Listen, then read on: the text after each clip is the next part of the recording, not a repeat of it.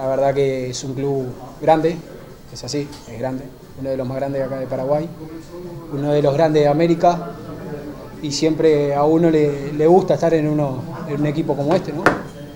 Yo lo tomo como un gran paso, pero también sé que no me puedo conformar y tengo que dar el máximo en los entrenamientos, estar bien para ya estar a la orden del técnico y poder hacer lo que he mejorado. Soy un jugador que me considero rápido, potente, de no dar una pelota por perdida, de ir a todas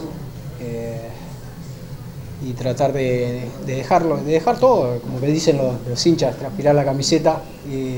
Eso creo que es más o menos lo que intento hacer cuando juego.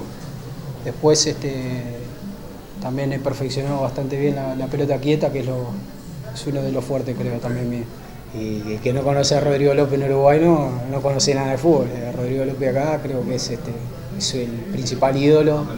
Para mí es un orgullo estar al lado de él, también al lado del Pop y al lado de los compañeros. Es un orgullo estar con ellos, la verdad que estoy muy contento y espero si Dios quiere podamos jugar juntos o que él espera afuera, ¿no? Yo creo que en cualquier equipo del mundo quiere ganar, es así. Ganando siempre vas a tener éxito. Lo que le puedo decir es que intentaré dejar todo para que eso se pueda conseguir